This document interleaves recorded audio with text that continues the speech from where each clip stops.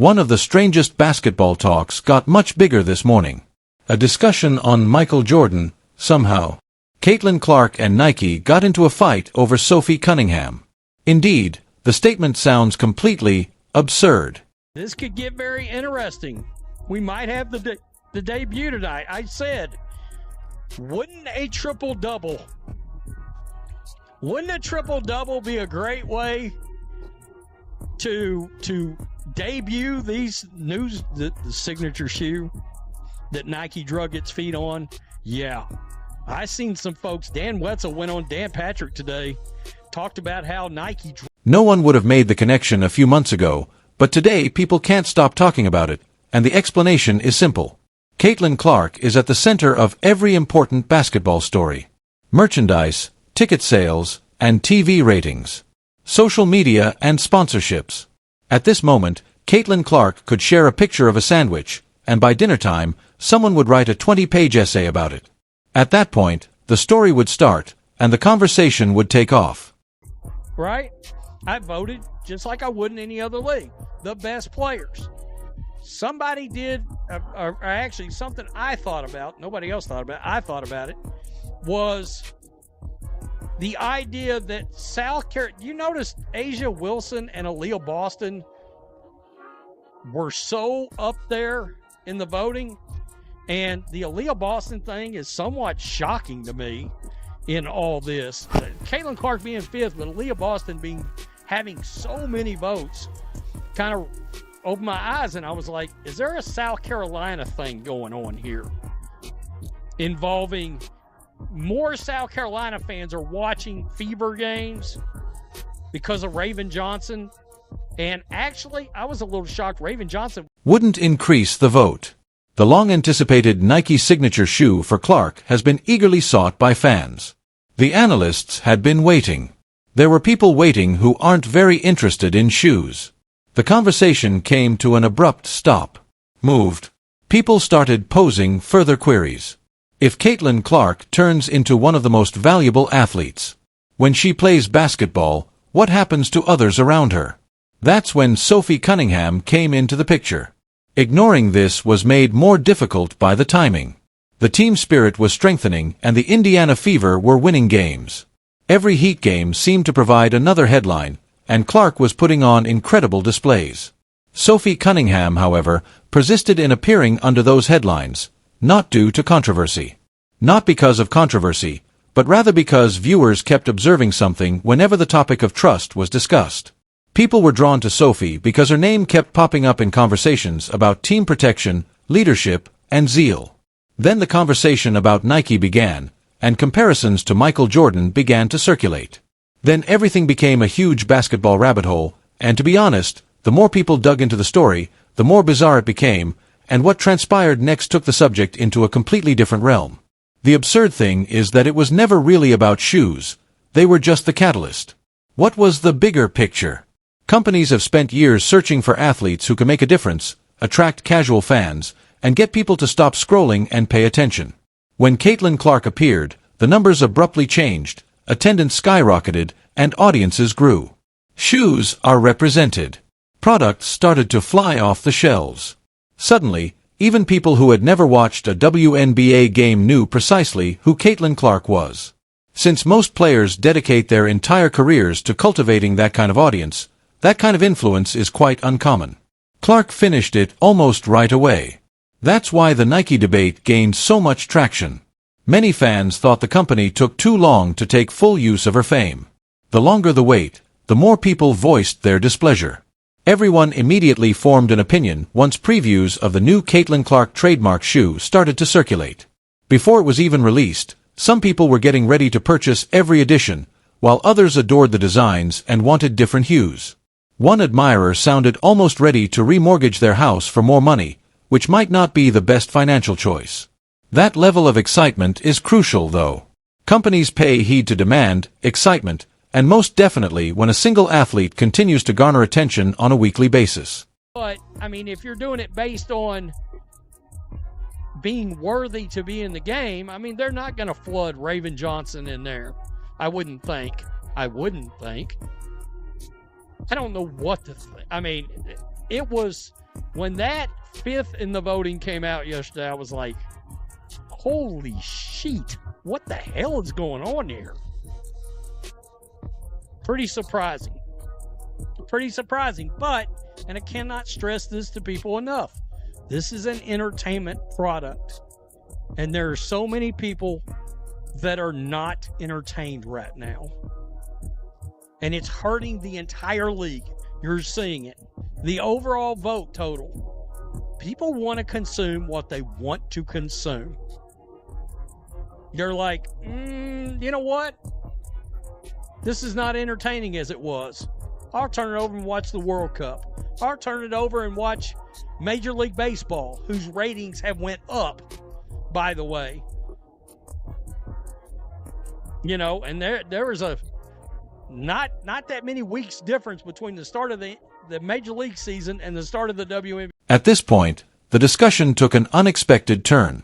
People started to realize that opportunities were being created by Clark's success. The Indiana Fever got more attention, teammates got more exposure, and games attracted more attention for everyone connected to her. Sophie Cunningham also profited from the spotlight, not because someone gave her anything, not because of a special favor, but because visibility creates opportunities. The more cameras follow Caitlin Clark, the more stories are written, the more names are mentioned, and the platform grows in size as the level of attention increases. Sophie Cunningham was no longer just a member of the roster. She was joining the chat, but that was just the beginning. Another intriguing aspect is that Sophie Cunningham was drawn into the plot by fans, which is what makes this whole thing so bizarre. It seemed little at first, but it kept happening repeatedly. People eventually saw a pattern. Sophie Cunningham was now among the most well-known supporting actors. Figures around the Fever, not the biggest star or the athlete who wins every narrative, but a normal fan. Perhaps more than most people realize, that is crucial to the team's identity. Stars are adored by basketball enthusiasts. However, they also like personality. They adore athletes who are passionate and express their opinions. Sophie fits the description of a player who seems to be ready to start a fight before breakfast.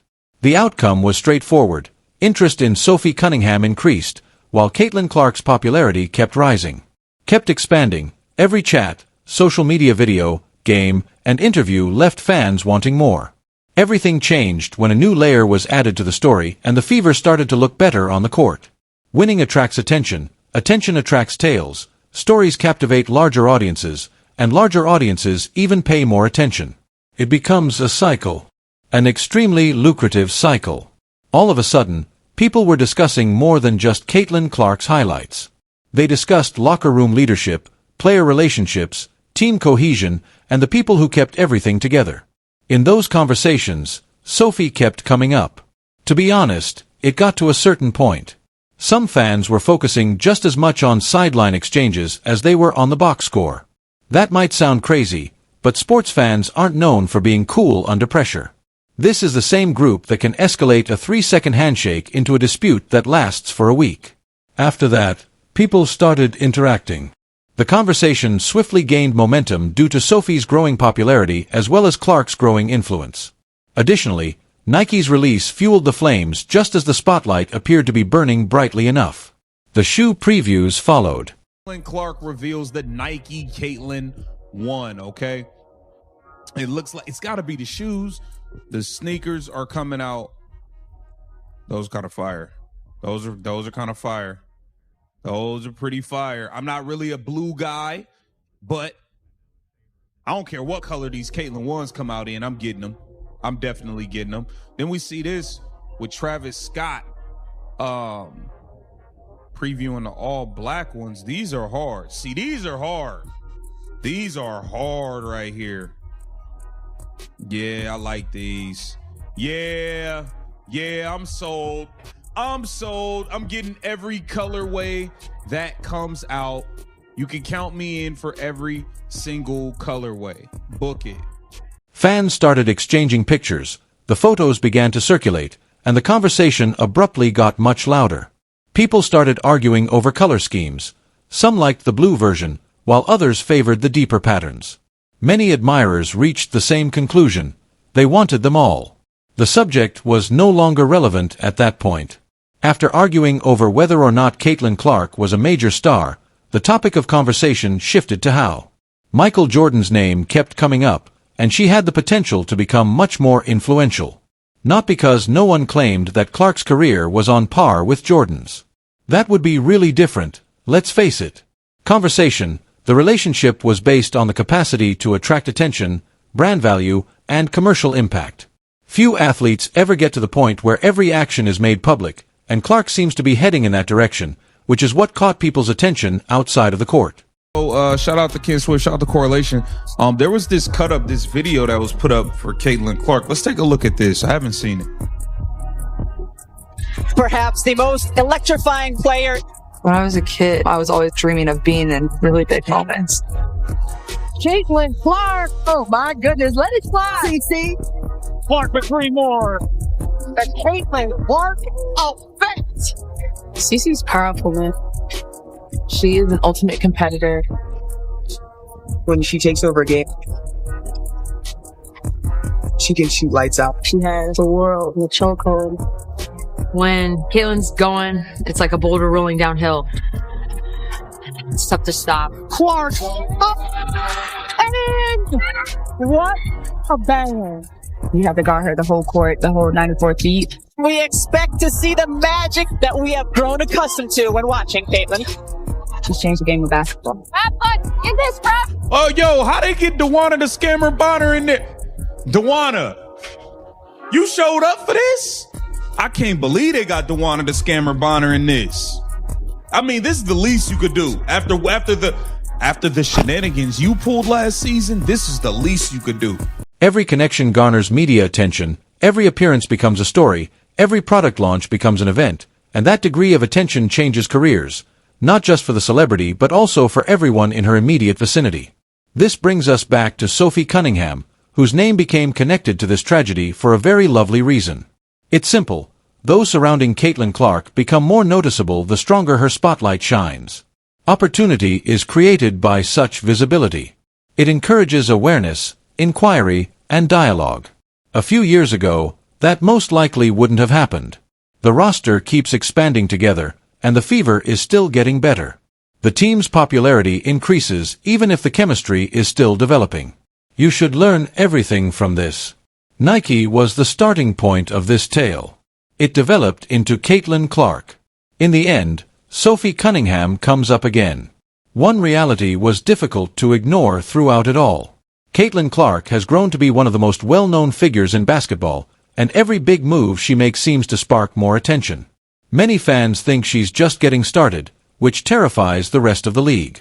Make sure to subscribe to Elite Ball Knowledge and turn on notifications if you enjoyed this video and would want to see more.